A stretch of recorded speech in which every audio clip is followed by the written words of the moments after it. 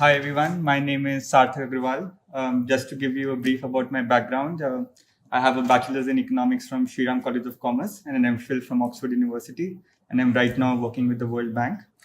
Thank you so much, sir, for organizing this wonderful event. It's very nice to be amongst everybody. Just a small request to you. Initially, you called us celebrities, and I would just like to request you to pause for a moment and not be too hurried in your judgment, because India has lots of IAS officers, lots of officers. But what's important is that at this stage, after we have reached where we are, we become good officers, we're able to serve the country properly. And that's when I'll be very proud to take that acclaim from you. So thank you very much for that. And that's not very different from what some others have said. Ayush has also said the same thing. It also kind of relates to what my approach was behind this exam, which was not to let things become too serious, too big.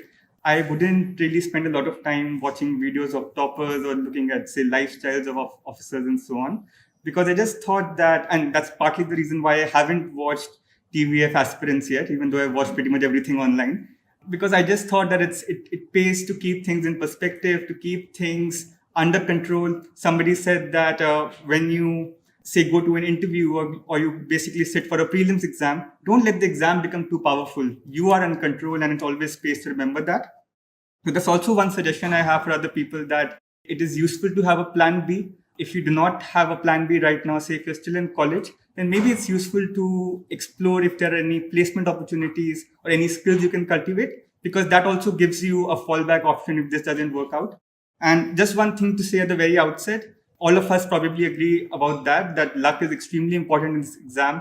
And honestly, I still cannot imagine how I managed to clear the prelim stage, because and again, somebody said that on the day of the exam, I was quite confident that this isn't going to work out. Somehow it did, and other stages fell through as well. So don't beat yourself if you are not able to clear the prelims exam and not able to kind of align yourself with all the information we have given. Just a couple of more things to agree with what others have said. Ishan and Radhika said wonderful things about becoming like officers, acting like officers, not necessarily preparing for this ethics exam, going to books and so on, and maybe kind of thinking about what you can contribute as an officer and what your ethical values are.